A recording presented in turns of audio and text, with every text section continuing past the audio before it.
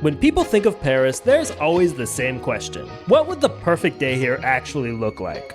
Since I only had one day in Paris to work with, I thought I'd try to find out. We'll start off in a part of Paris where almost no tourists go, then head straight into the heart of the city, hopefully getting the best of both worlds in the process. A calm, local Paris full of culture and beauty, and a busy, iconic Paris, loud, crowded, but impossible not to love. I'm David G, and if you've ever wondered what Paris is really like, you'll probably hit the like button well before the end of this video. So after a good old French breakfast, I was ready to go.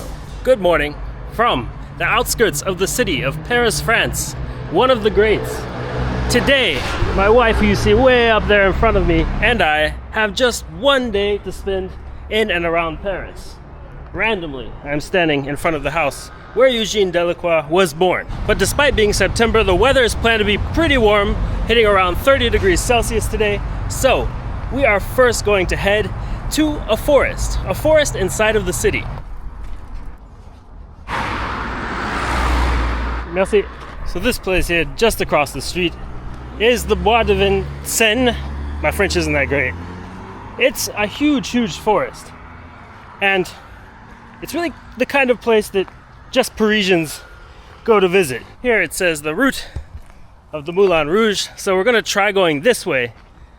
And the real treat in this park, and again, people really just don't usually visit Bois de Vincennes when they're coming here as a tourist, is the fact that on the other side of the park, there is a large French castle.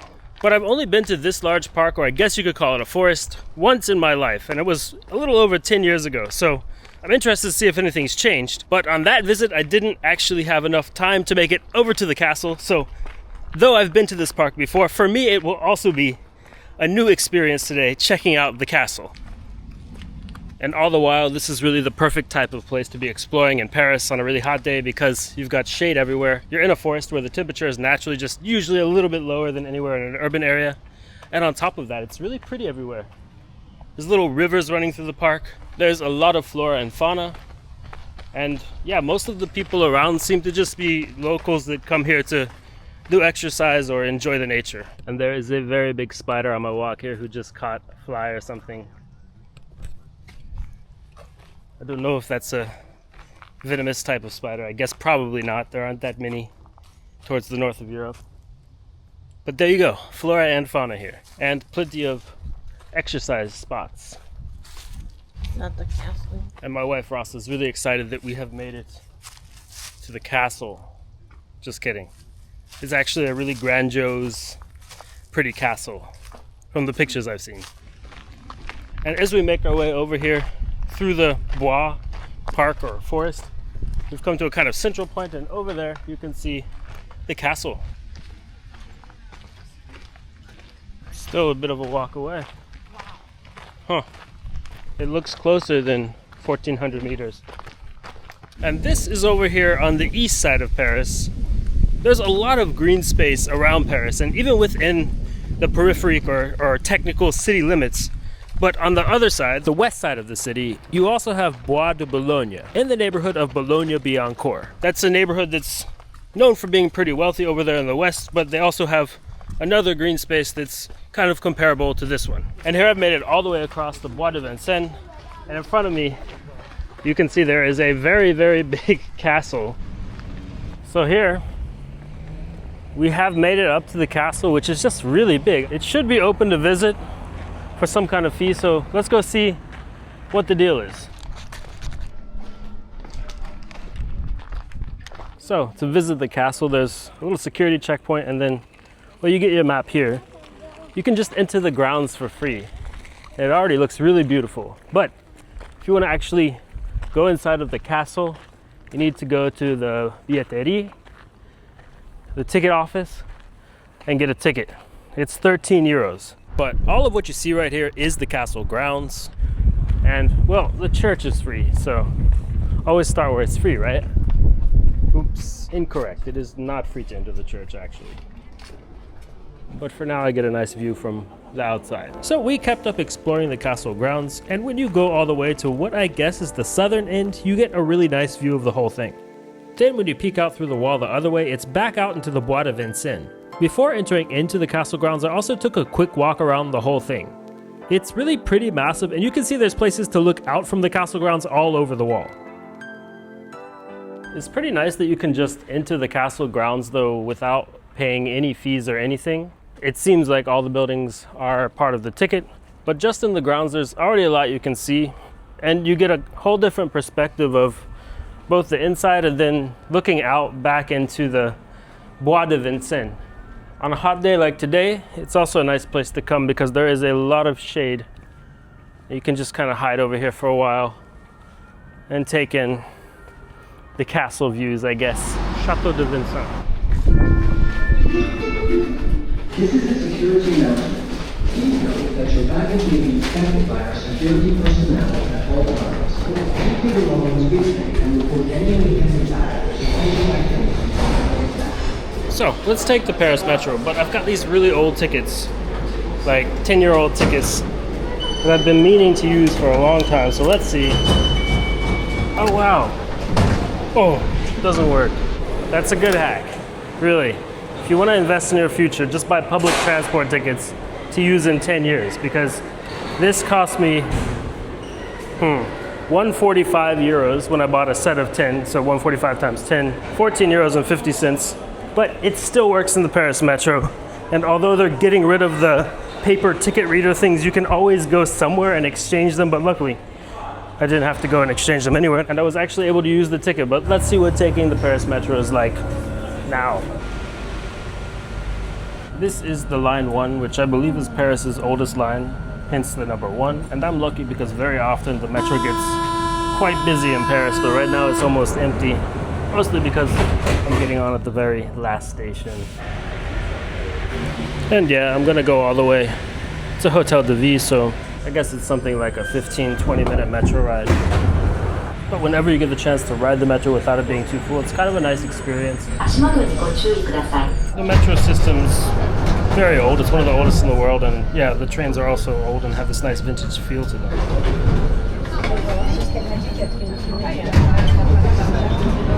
Line 1 is also a really nice line to take because sometimes you get to go above ground, and if you have time, it's definitely worth stopping at the above ground stations to get views out into the city. Or I think in this station, Bastille, you get a nice view. If I remember right, it's been a while since I've been here, but you get a nice view over the river. Back into the tunnel.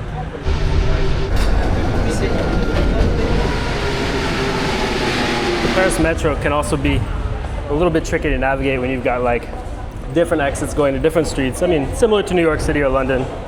So if you're not familiar with the station that you're visiting, it's usually worth looking up which exit you're supposed to take.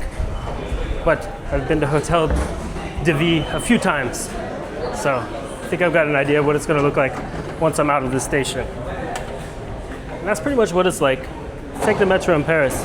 It's usually pretty straightforward. And yeah, if you're not traveling during rush hour in a busier train, it's kind of nice. Oh yeah, and if you're tired and it's hot and you see an escalator, it's probably worth just taking that escalator because there are not that many escalators at most of the stations in Paris. These stations are really old. And back out into the daylight.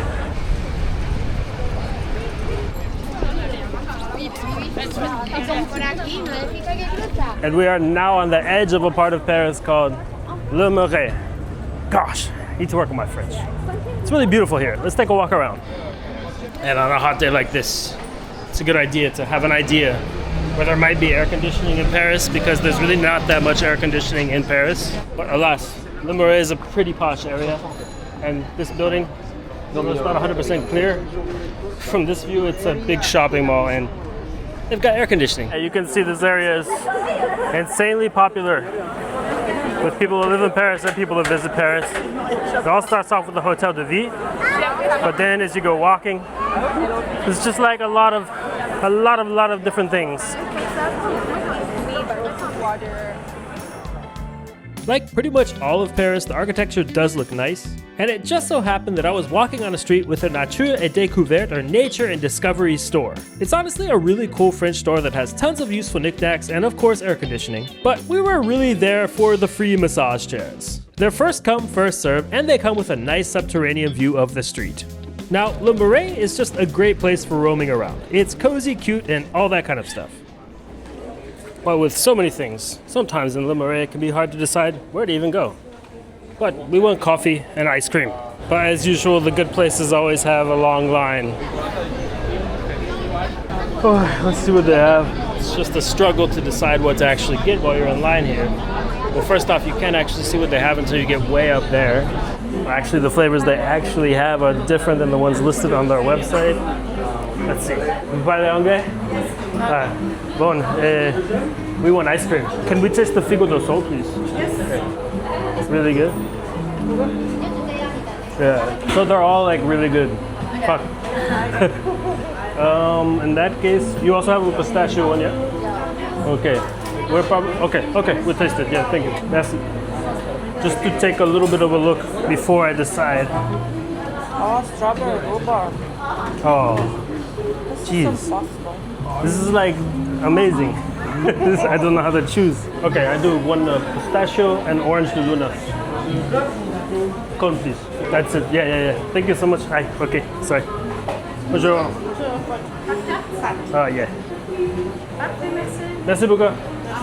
Au revoir. So pistachio is just like a religion. Orange, it's like a sorbetto. It's really good as well. It's got like little jelly, like candied orange. Candied orange peel. Wait, what is that? That's the fig one. That's the big one. It's interesting. It's a rosemary. Try this. Yeah, I tried it, but now like I got more rosemary. Parisian La Vie en Rose. Boy, La Vie en Rose is super sour. Maybe this cute little ice cream shop's trying to teach us a little bit of a lesson that the grass may always be greener. La Vie en Rose might be something that you want in Paris, but once you actually get here, it's not that, but rather something different, to be philosophical. But in case you haven't noticed, we actually came out right at the right time and we have seats here. Seems like a rare occurrence. So some ice cream and some nice conversation, and we set off continuing our walk through the area. Being a Sunday, most of the people out and about were just busy enjoying Paris.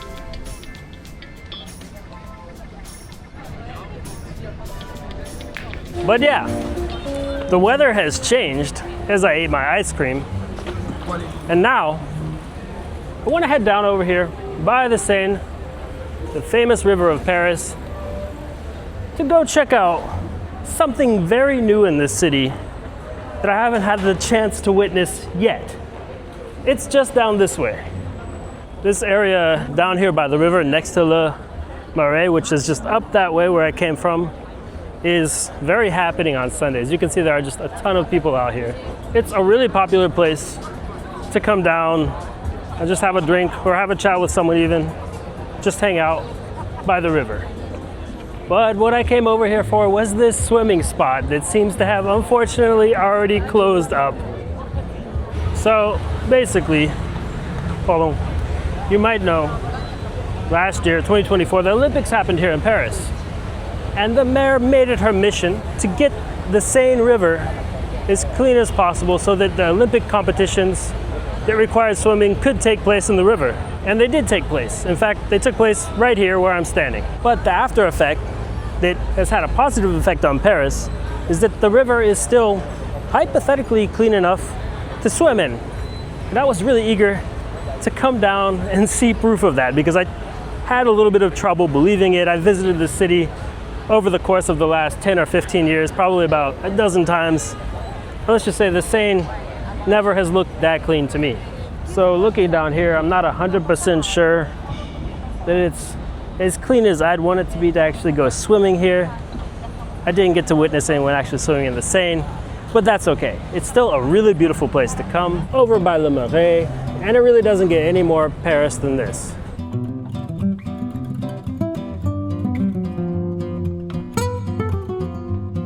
But as for my time over here in Paris, well, that pretty much wraps it up. Tomorrow morning, I'll be heading over to Charles de Gaulle Airport to see what it's like flying the country of Greece's national carrier, Aegean Airlines, over to Izmir, Turkey. Those flights also happen to mark the start of my journey flying all the way around the world, from Europe back to Europe, with a ton of stops along the way. So if you're not yet subscribed, make sure to get subscribed right now because I'll be uploading dozens of videos from that trip. and there are already a few live, so go watch those ones now. Thanks for watching this video, and I'll see you all in the next one.